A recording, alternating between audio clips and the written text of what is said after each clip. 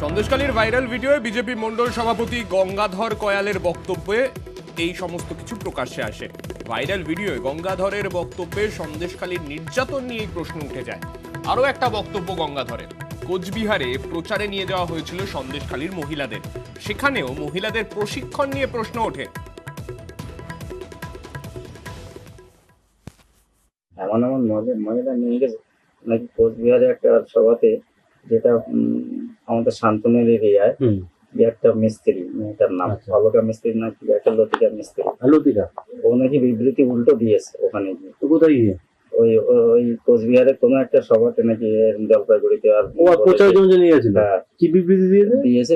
বিজেপির এগেনস্টে, যে আমাদের বিজেপির যারা আছে, তারা মহিলারা আছে, তারা অরিজিনালি করেনি, আমাদেরকে পাত্তা দিচ্ছে না অমুক তমুক বলে এইভাবে আর বিবৃতি দিয়েছে যে আমরা আন্দোলন করেছি, আমাদেরকে আর প্রায়োরিটি দেওয়া হচ্ছে না, যারা আন্দোলন করেন তাদেরকে প্রায়োরিটি দেওয়া হচ্ছে না, সম্মান করা হচ্ছে। প্রথমে কি এটা আপনারা শিখিয়ে পড়িয়ে দিয়েছিলেন যে কি কি বলতে হবে? কাকে? মানে এদের কি ট্রেন্ড করা হয়েছিল? এদের কি কারা ট্রেন্ড করিয়েছে আমি জানি, যাদেরকে নিয়ে গেছে না। আপনাদের ট্রেন্ড করায় না? আমাদেরকে বলা হয়নি তো যে আমাদের তরফ থেকে দেওয়া হবে, তাহলে তো আমরা অরিজিনাল মেয়েদের তো পাঠাবো, যারা আপনাদের মানে আপনারা ট্রেন্ড করতেন। ট্রেন্ড ছাড়া তো হবে না। ট্রেন্ড ছাড়া কি বলবে না বলবে তাদের বুঝিয়ে দিলে পরে তো, ট্রেনিং এর পরে ওইটা বলা যাবে।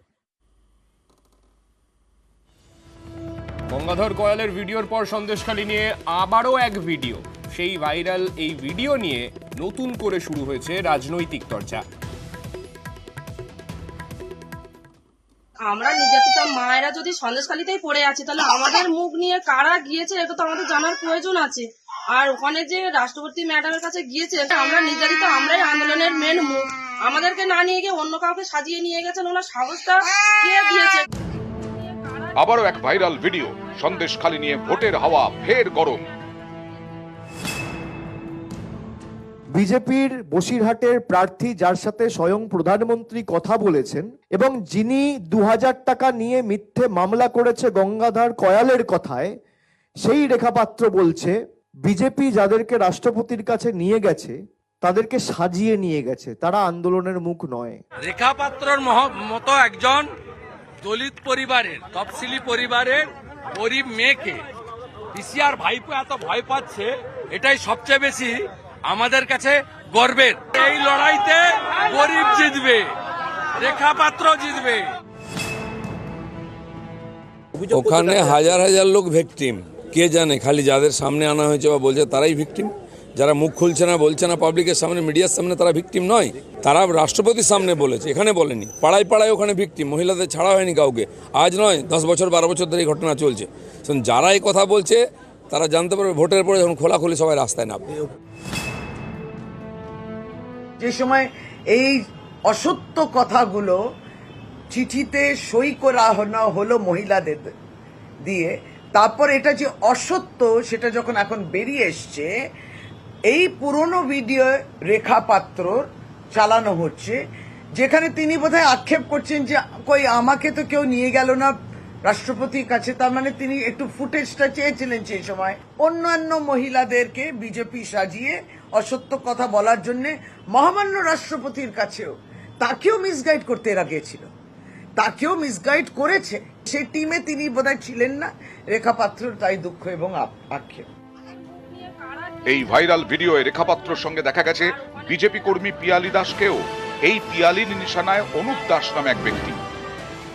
খবর পেয়েছি যে অনুপ দাস নিয়ে গেছেন। অনুপ দাস তো ভিতরে শিবুর কাছ থেকে মাস গেলে 10,000 টাকা করে, শিবুর হাজারের কাছ থেকে মাস গেলে পয়সা নিত।